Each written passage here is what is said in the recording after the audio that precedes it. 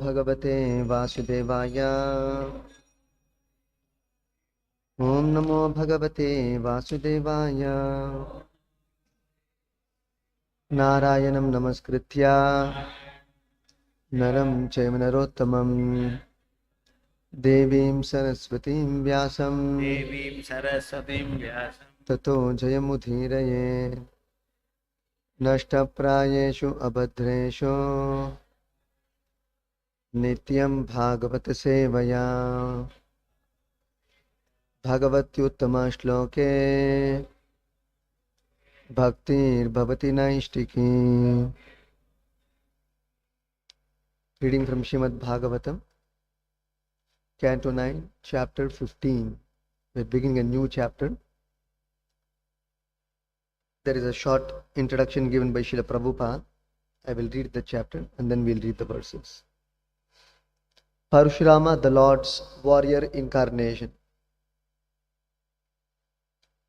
This chapter describes the history of Gandhi in the dynasty of Aila.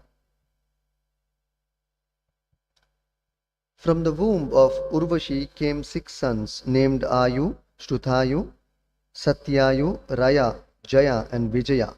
The son of Shrutayu was Vasuman and the son of Satyayu was Shrutanjaya. The son of Raya was Eka. The son of Jaya was Amita, and the son of Vijaya was Bhima. Bhima's son was named Kanchana. The son of Kanchana was Hotraka, and the son of Hotraka was Janu, who was celebrated for having drunk all the water of the Ganges in one sip. The descendants of Janu, one after another, were Puru, Balaka, Ajaka, and Kusha. The sons of Kusha were Kushambhu, Tanaya, Vasu, and Kushanabha. From Kushambhu came Gandhi, who had a daughter named Satyavati. Satyavati married Richika Muni, after the Muni contributed a substantial dowry, and from the womb of Satyavati by Richika Muni, Jamadagni was born. The son of Jamadagni was Rama or Parashurama. When a king named Kartavirya Arjuna stole Jamadagni's desire cow, Parashurama, who is ascertained by learned experts to be a Shakti-avesha incarnation of the Supreme Personality of Godhead, killed Kartavirya Arjuna. Later, he annihilated the Kshatriya dynasty 21 times. After Parashurama killed Kartavirya Arjuna, Jamadagni told him that killing a king is sinful and that, as a Brahmana, he should have tolerated the offense. Therefore, Jamadagni advised Parashurama to atone for his sin by traveling to various holy places. We will read text 6 together, 5 and 6 together, because the other text does not have a purport. I will read them myself. Text number 1. Shri Badarayanir Uvacha Ailasya Chorvashi Garbhat Shad Asan Atmajan Nripa Ayu Shrutayu Satyayu Rayotha Vijayo Jayaha. Translation by His Divine Grace Srila Bhajaranaravinda Bhakti Vedanta Swami Srila Prabhupada Ki Jai. Shukadeva Goswami continued, O King Parikshit, from the womb of Urvashi, 6 sons were generated by Pururava. Their names were Ayu, Shrutayu, Satyayu, Raya, Vijaya and Jaya. Texts 2 and 3. Shrutayor Vasuman Putra Satyayoscha Shrutanjayaha Rayasya Suta Ekascha Jayasya Tanayo Mitaha Bhimastu Vijayasyatha Kanchano Hotrakastataha Tasya Janu Suto Gangam Gandushi Krityayo Pibat. Translation. The son of Shrutayu was Vasuman, and the son of Satyayu Shrutanjaya, the son of Raya Eka, the son of Jaya Amita, and the son of Vijaya Bhima. The son of Bhima was Kanchana, the son of Kanchana was Hotraka, and the son of Hotraka was Janu, who drank all the water of the Ganges in one sip. Text 4. Janostu purustasyatha balakaschatmajo jakaha tata kushasyapi kushambustanayo vasuhu kushanabascha chatvaro ghadir asit kushambujaha. Translation. The son of Janu was Puru. The son of Puru was Balaka. The son of Balaka was Ajaka. And the son of Ajaka was Kusha. Kusha had 4 sons named Kushambhu, Tanaya, Vasu and Kushanabha. The son of Kushambhu was Gadhi. Texts 5 and 6. Please repeat after me. Tasya Satyavatim Kanyam Tasya Satyavatim Kanyam Richikaha Ayachata Dvijaha Richiko Yachata Dvijaha Varam Visadrisham Matva Varam Visadrisham Matva Gadihi Bhargavam Abramid Gadir Bhargavam Abramid Ekataha Shyamakarnanam Ekata Shyamakarnanam Hayanam Chandravarchasam Hayanam Chandravarchasam Sahasram Diyatam Shulkam Sahasram Diyatam Shulkam Kanyayaha Kaushikaha Vayam Kanyaya Kaushika Vayam Tasya Satyavatim Kanyam Richiko Yachata Dvijaha Varam Visadrisham Matva Gadhir Bhargavam Abravit Ekata Shyama Karnanam Hayanam Chandra Varchasam Sahasram Diyatam Shulkam Kanyaya Kushika Vayam.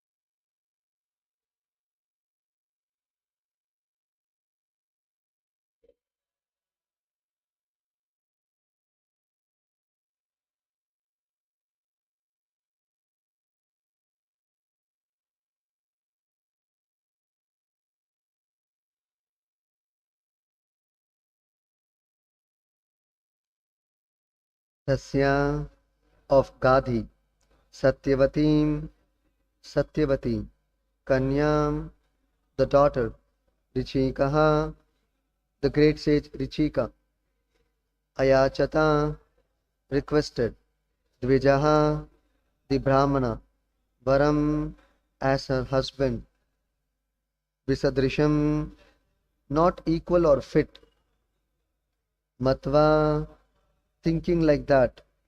Gadihi, King Gadi, Bhargavam, onto Richika.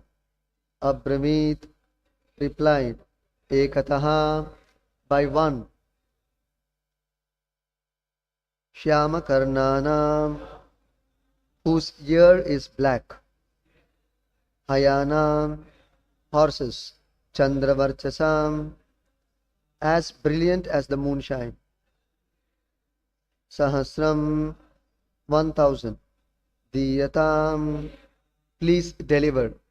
Shulkam, as a dowry.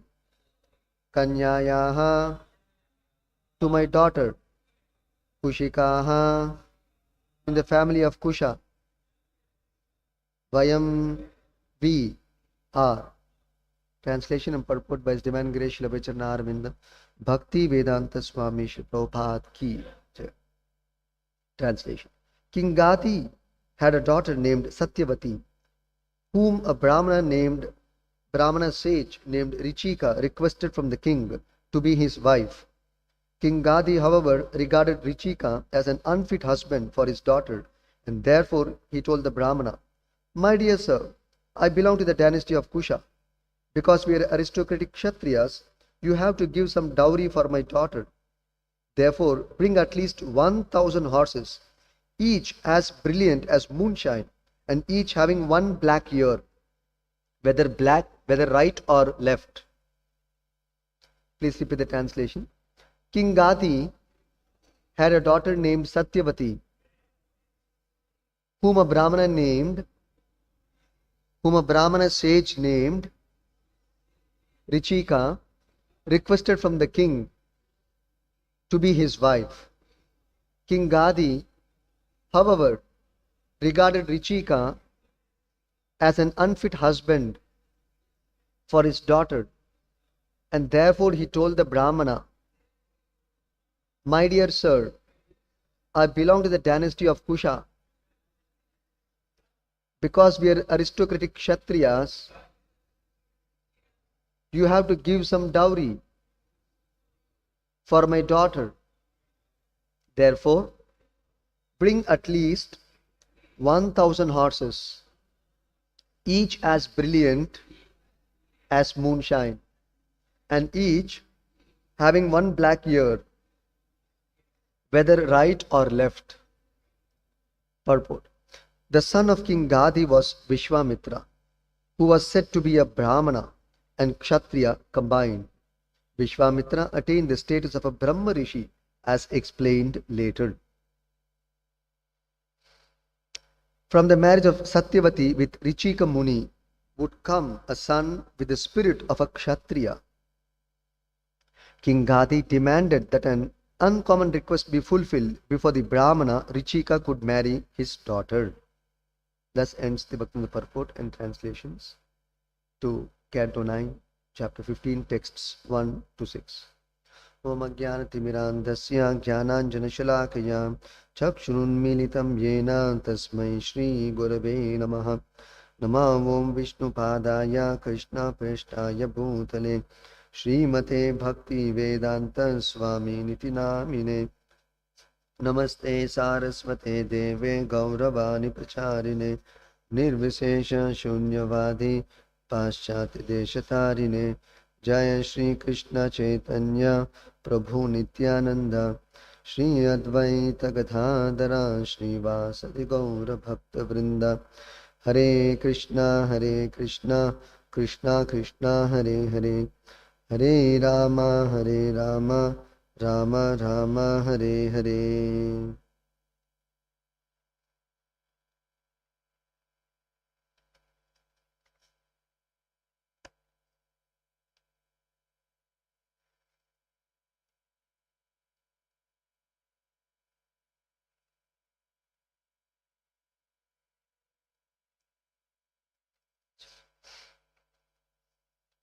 So in this chapter we will see the glories of Lord Parashuram, one of the incarnations of Lord Vishnu in this world, and he is supposed to be a Shakti Avesha Avatara, but not a Jiva empowered.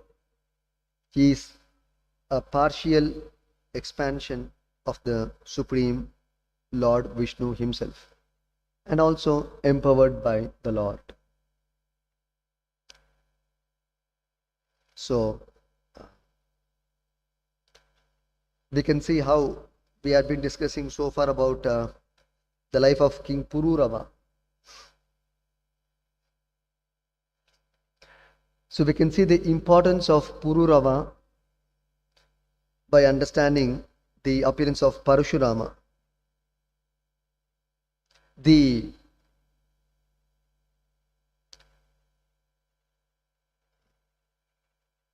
semen which is flowing in the dynasty of Pururava has given birth to Parashurama. So you can just understand the importance of King Pururava. Although lot was discussed earlier, how he became attracted by Urvashi and was not able to control his material desire.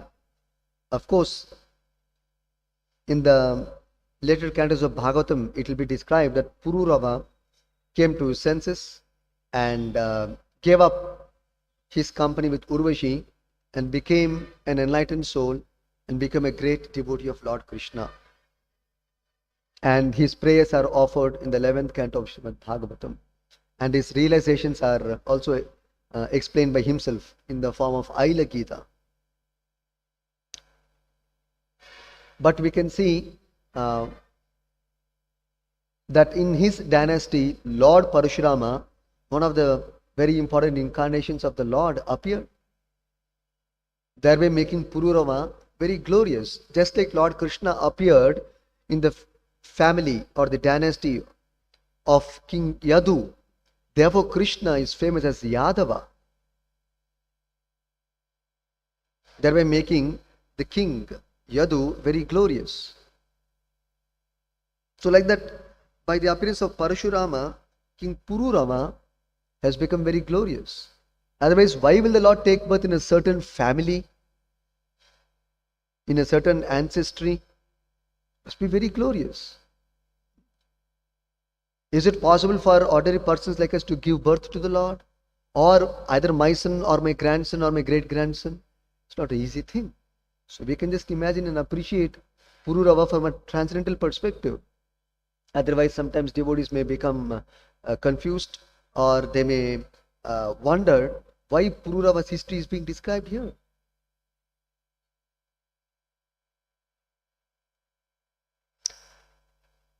So here Shukadeva Goswami is giving the dynasty details of how Parashurama appeared from King Pururava. So King Pururava from the womb of Urvashi had 6 sons, which was described: Ayu, Shrutayu, Satyayu, Raya, Jaya and Vijaya. Now from the last son of King Pururava and Urvashi, named Vijaya,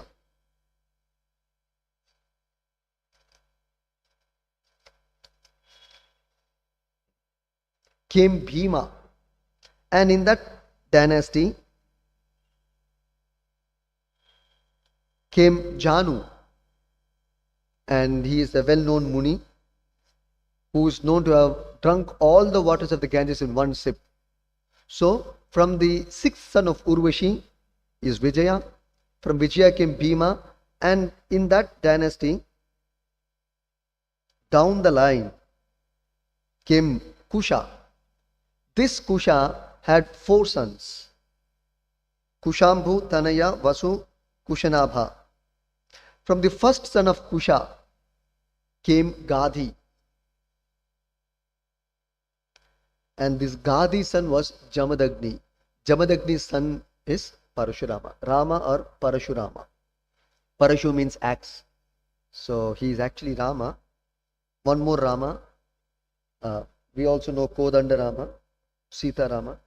So this is Parashurama, one who was holding an axe in his hand. It's called Parashu.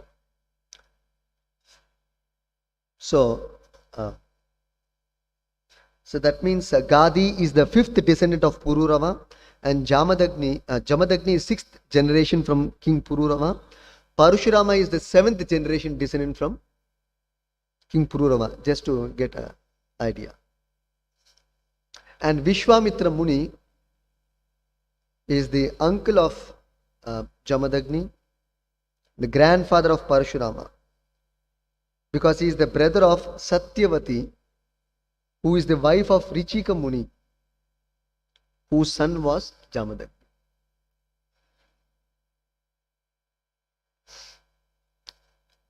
So little about Janu Muni, because Shukadeva Goswami describes about him. Here, what was the instance where it's referred here? Janu Muni drank the whole Ganges in one sip. So it is described that once near Kapila Ashram, Janu Muni sat in meditation in his ashram, and he heard a roaring sound of the flow of river Ganges, and he feared that it may break the earth. In order to save Mother Earth from experiencing an earthquake or being broken, he drank of the whole Ganges in one sip. Bhagirath was in anxiety, because Bhagirath did great austerity to please Mother Ganga to come down to the earth to purify his and liberate his ancestors. That is another story which is also described in Bhagavatam. So Bhagirath was in anxiety that now Ganges is not there. So then he started worshipping Janu Muni with great sincerity. And Janu Muni, being very pleased, he asked him, "What do you want?" He said, "I want Mother Ganga. I had done the great austerity for this purpose." So Janu Muni let out Mother Ganga from his ear. And therefore she is well known as Janavi Devi, one who is the daughter of Janu Muni. You can just imagine those days, sages were so powerful, they can drink the whole Ganga and let it out from their ears. So many such examples we can see. Sages were so powerful because of, by the dint of their austerity and penance. Today we don't see such degree of austerity and penance. Therefore we don't see any sages so powerful.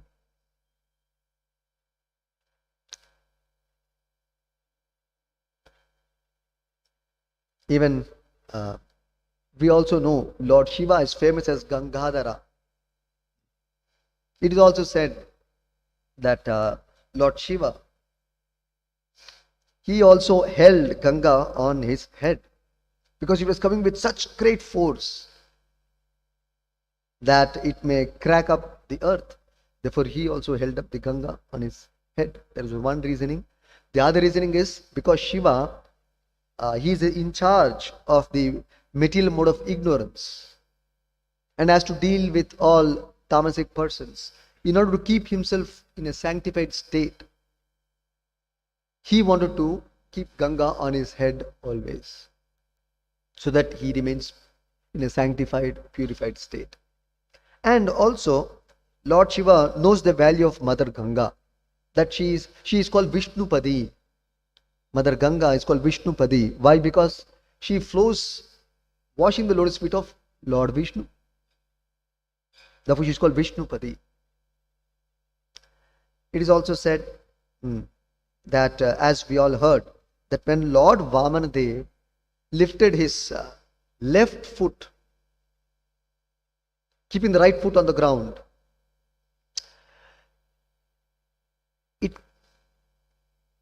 his lotus foot pierced through all the 7 coverings of the universe. We are in the earth planet now. This earth has got 7 coverings, each 10 times bigger than the preceding one.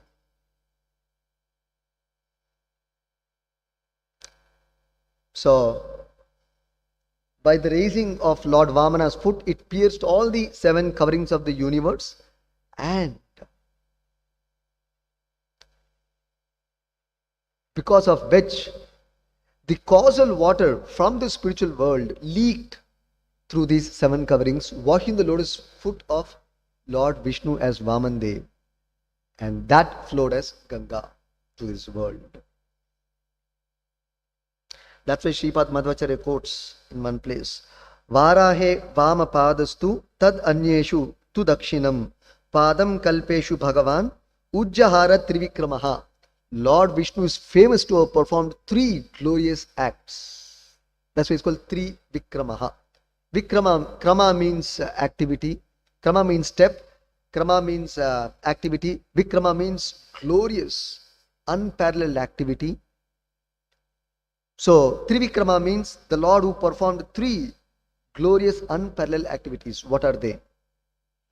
One is the lifting of the lotus foot, which he extended so much that it could reach the coverings of the universe and enter the spiritual sky by touching the causal ocean.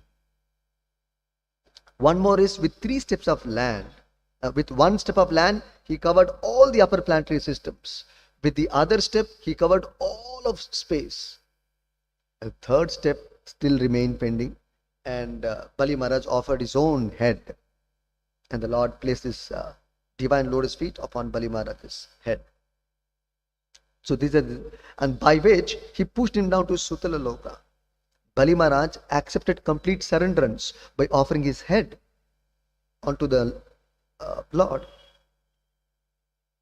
By offering his head, he indicated complete surrenderance, that the Lord has the right to do anything with him. Ashlishyava pada ratam pinashtuma.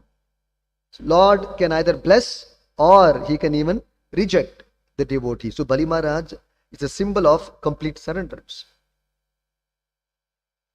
Atmanivedanam, total surrenderance of the self, without any personal reservations. So wherever the Lord sent him, he happily accepted that decision of the Lord. Therefore, he became very glorious. So much so that he became the part of the Mahajana group because of his unreserved devotional service. So therefore he is called Trivikrama. So this Ganga is very special as it is purified, as it is touching the Lord's lotus feet and flowing down. Therefore Lord Shiva, even as glorious as Lord Shiva, wanted to have the fortune of being always in a sanctified state and being in touch with Vishnu. Therefore, he received Ganga upon his head and kept it on his head permanently. So this Ganga in the heavenly planets is called Mandakini. In the lower planetary system, she is called Bhogavati, and in the earthly planetary system, she is called Ganga.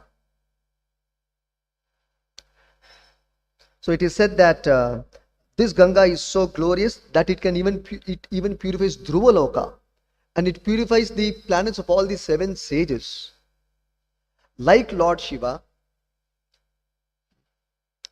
even the 7 sages kept Ganga upon their tuft of hair called Shikha, so that they can always remain purified. So this is the glory of Ganga.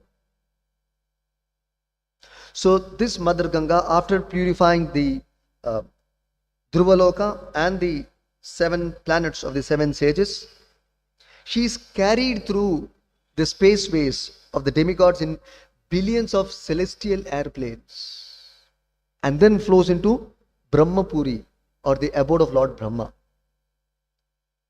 You can just imagine, in billions of celestial airplanes, the water is being transported. That's what Shukadeva Goswami explains. And it inundates the moon, Chandraloka, and finally reaches Lord Brahma's abode, which is above Mount Meru. And after passing through Brahmapuri, she divides into 4 branches, named Sita, Alakananda, Chakshu, and Bhadra. And finally she flows into the saltwater ocean.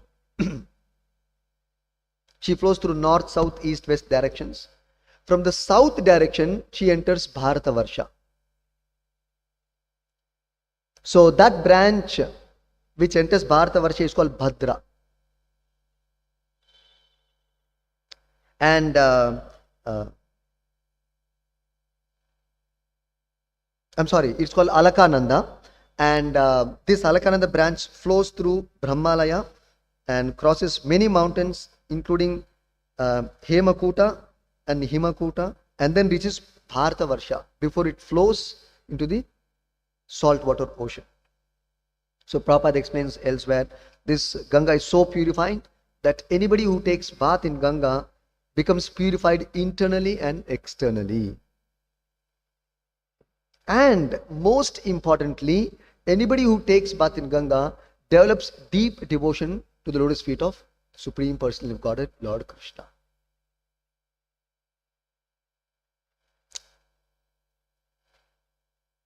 And this external purification also includes becoming freed from all material diseases also, bodily diseases. And it is a proven fact. Anybody who takes bath in Ganga will also be freed from even bodily ailments and diseases. Prabhupada explains in one purport.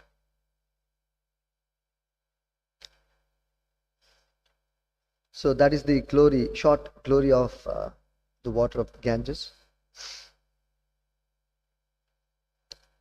So here it is said that King Gadi's son was Vishwamitra, who is said to be a Brahmana and Kshatriya combined. So this is a very important point. Vishwamitra attained the status of Brahma Rishi, although a Kshatriya, by his penance and austerity. So this is a very important point, which is many times misunderstood about this caste system. People always are very much against this caste system, which is mostly misunderstood. So the caste system is not by birth, but actually by one's quality and one's work. That is described in the Bhagavad Gita and in many other scriptures also. So Krishna said that Chaturvanyam Maya Srishtam Guna Karma Vibhagashaha. So by one's quality and nature of work, one is categorized in a particular way, either as an intellectual, or as an administrator, or as a business classman, or as a worker classman. It's called a Brahmana, Kshatriya, Vaishya, Shudra in Sanskrit. And no profession is low when it is offered in the service of the Lord. Every one, by acting according to his guna and karma, can equally satisfy the Lord and achieve the supreme perfection of life. That is explained in the Bhagavad Gita also in the 18th chapter. Krishna says, O Arjuna, please hear as I describe how by executing one's own duty, one can achieve the highest perfection by serving the Supreme Lord, who is the source of all beings. Therefore, no work is high or low in the Lord's estimation, provided it is offered as a service unto the lotus feet of the Lord.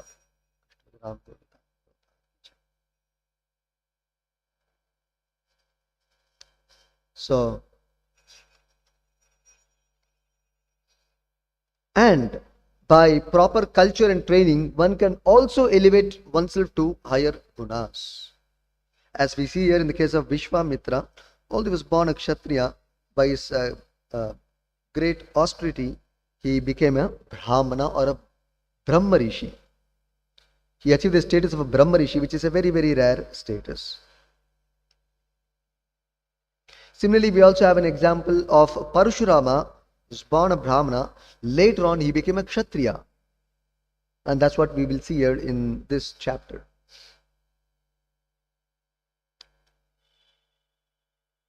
Of course, he being the Lord, he had a purpose of becoming a Kshatriya, because when the kings became demoniac and godless, in order to save the earth from these godless kings, Lord Parashurama had to kill all the Kshatriya kings.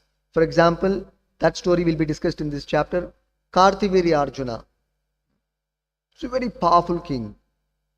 So powerful that he stopped the flow of the river by just extending his hand. He had 1,000 arms by the blessings of Lord Shiva.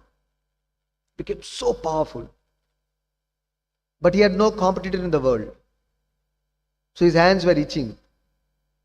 So he just once went to the river to play, to have sport. And then just for fun, he just stopped the flow of the river only by extending his arm. So such powerful persons were there. And he became puffed up with his acquired power.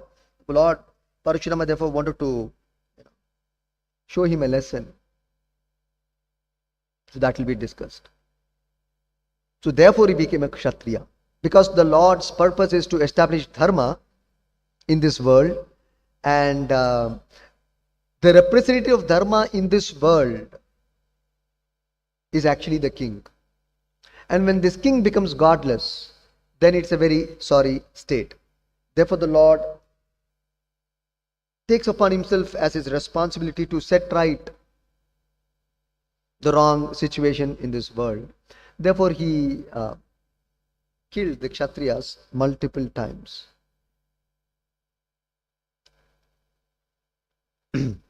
So here we can see that even within this body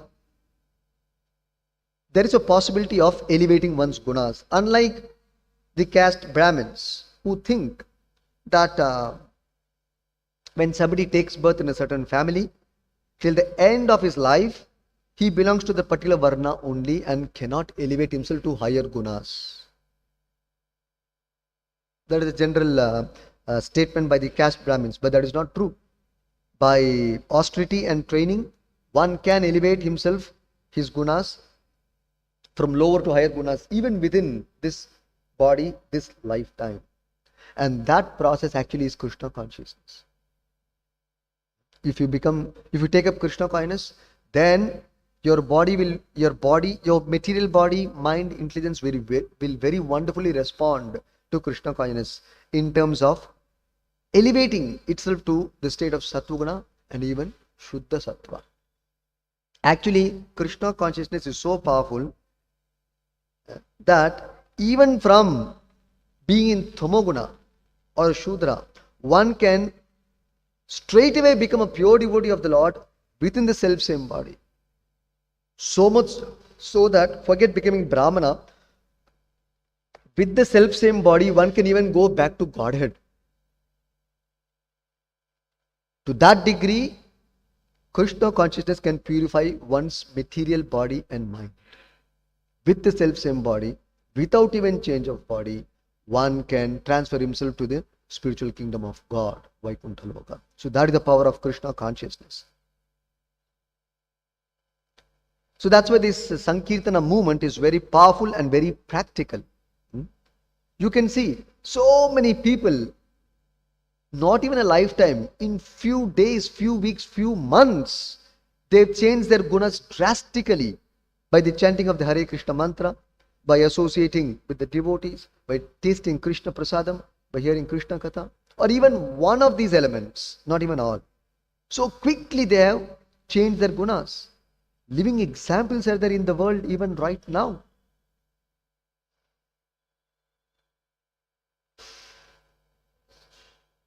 That's why Prabhupada says this Krishna consciousness is so nice. Even a child can take part, even an old man can take part, man can take part, woman can take part, the pious can take part, the sinful also can take part.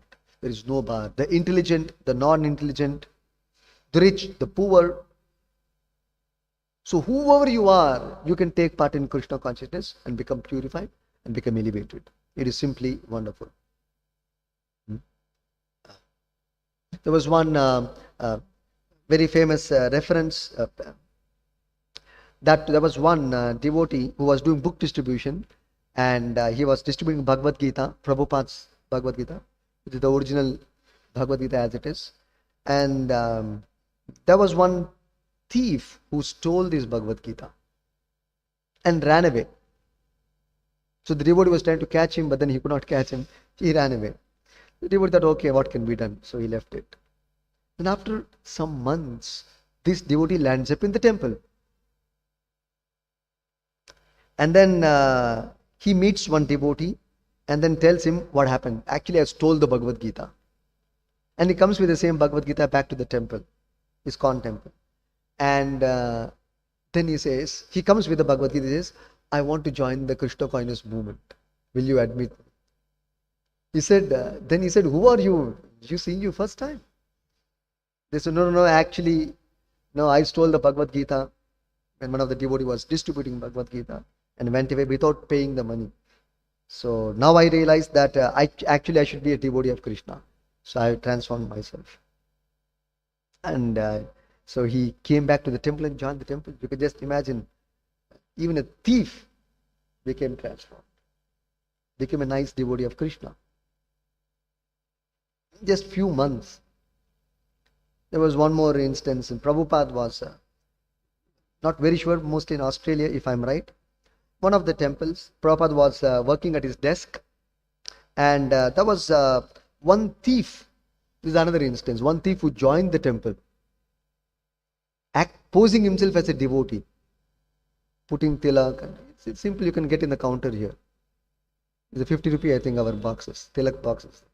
So you buy that, you can put tilak, and you can, Kantimala is 30 rupee, maybe now 50 rupee. You just put a Kantimala. 2-3 kurtas available. See, so he dressed up himself as a devotee, and then he joined the temple for a particular reason.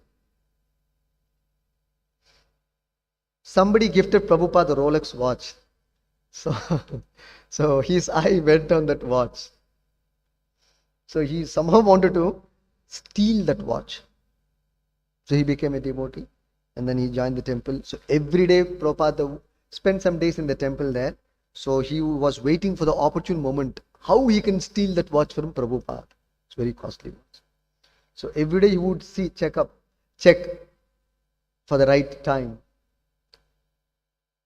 Somehow he could not make it. One fine day, Prabhupada himself calls a new devotee who had joined, call him to my room. So then this devotee comes to the room. So he thought maybe Prabhupada, no. So Prabhupada does not anything. He just generally talks with him and preaches Krishna consciousness and tells him how is he feeling, how is he finding Krishna consciousness, whether he's happy, he's comfortable. So yes, it's amazing life. In those few days, he became completely transformed. Then, Prabhupada does not bring up this subject at all. Finally, Prabhupada says, so very good that you are happy in Krishna kindness. Please continue nicely. And then he wants to send him off. So when the conversation is over, then this thief, he said, Prabhupada, 1 minute, I would like to tell something. He said, actually I am a thief. I came to steal that watch from you. Prabhupada said, I knew that. So you can just imagine, but I knew that, but to give you the association of Krishna, I want to give you the opportunity to experience Krishna consciousness. So, Lavamatra sadhu sanga sarva siddhi haya. You can just imagine, by a very, very brief association of Prabhupada didn't even preach to him. This is the first time Prabhupada is preaching. But before even he came to Prabhupada's room, he became transformed. He changed his whole thought. He became purified. So he confessed, and then he said, I actually now want to be a nice devotee. So you can just imagine the purifying effect of Krishna consciousness in one lifetime. That's why I said one lifetime is too long. Brief moments of association with the pure devotee in the right consciousness can immediately transform our gunas, not even to sattva guna, to shuddha sattva. That's the power of Krishna consciousness. So therefore, here we see a Kshatriya becoming Brahmana. It's not a very great, difficult thing. You can do it by austerity. And here we have our austerity, which is not even an austerity, it is simple Krishna conscious processes. So in other words, it is possible to change one's varna. It is not that eternally you are condemned to be in a certain varna. Sometimes people think so. I'm in the lower guna, I'm in Tamo guna, or I'm a Shudra, eternally I'm condemned. No. First of all, nothing is condemned. As I said, Brahmana, Kshatriya, Vaishya, Shudra, nobody is condemned. Everybody has the equal opportunity to serve Krishna and purify their varna. Otherwise, even Brahmana varna is material. It is contaminated. As much as Shudra varna. So all varnas are contaminated. Therefore, when Lord Chaitanya Mahaprabhu was asked about his varna, he declared, Naham Vaishyo na Vipra. He said that I am neither a sannyasi. In fact, Chaitanya went on to say, I am not even a sannyasi, nor a Brahmana, nor a Kshatriya, nor a Vaishya, nor a Brahmachari. Then what are you? So, Gopi Vartu Padakamalayur Dasa Dasa Nudasa. He said that is the real designation of the soul. That I am a spirit soul, part and parcel of Krishna.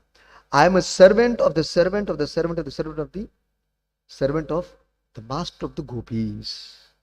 100 times down the line. He didn't even say I am servant of Krishna. Servant of the servant 100 times down the line. That is my identity. This is the spiritual identity which is bona fide and authentic and constitutional. So, we are not attached to this varna and ashrama. But if it is favorable, we don't mind taking it up. Then one may wonder, then why we are stressing Brahmana, Diksha? Yes, only because it is favorable. Anukulyasa sankalpaha. Because Rupa Goswami said, whatever favorable, we accept. Whatever unfavorable, we reject. So, because Brahmana platform is favorable to execute Krishna consciousness, because we have a material body mind mechanism attached to the soul. The soul is entangled in this material body mind system. And the best of the material body mind is the Brahmana body. A good, easy, favorable platform to execute Krishna consciousness. Therefore, we accept this Brahminical status and Satoguna. Otherwise, standalone, it's nothing great. It is also material. So, but otherwise, even if one is not a Brahmana, still one has the opportunity for becoming fully Krishna conscious and go back to God. But still the fact remains that as per one's guna and karma, the designations are attained, not by birthright. So this has to be clarified. So in the Bhagavad Gita is clarified by Krishna. Krishna said guna karma vibhagasha. Same thing Narada Muni says in the 7th canto in his instruction to Yudhishthira Maharaj in explaining the 4 orders and 4 varnas to Yudhishthira Maharaj. There he says, Yasya yal lakshanam proktam pumso varnabhi venjakam ananyenaiva drishyeta tat teneva vinirdishet. So there Narada Muni says to Yudhishthira Maharaj that Yasya yal lakshanam proktam pumsa varna abhivenjakam. Pumsa, a human being, is categorized by yal lakshanam proktam. Proktam means he is designated, it is understood. So yal lakshanam, yal, by his lakshana, he gets a certain varna designation. Ananyena eva drishyeta. But ananya drishyeta. But if you see another quality in him, then what is expected to be? Tat teneva vinirdishet. You should designate him accordingly, not by his birth.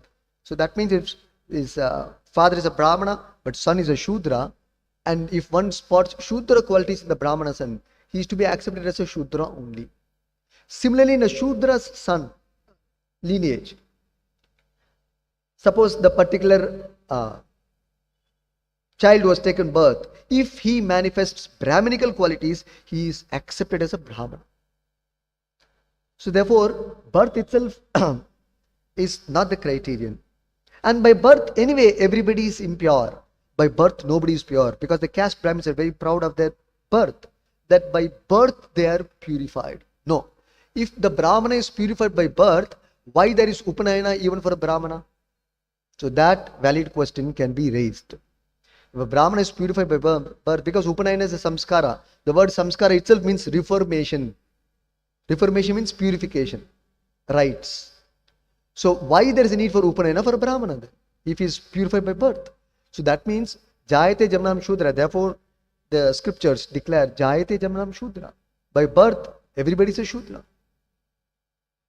So only by samskara one can become attain the status of Dvija, not by birth. So as Narad Muni also says that by proper reformatory processes, one becomes elevated to higher status of life, either as a Brahmana or a Kshatriya. And the highest status is Krishna consciousness. And that is attained simply by the process of Bhakti Yoga. So I'll stop here. Srimad Bhagavatam.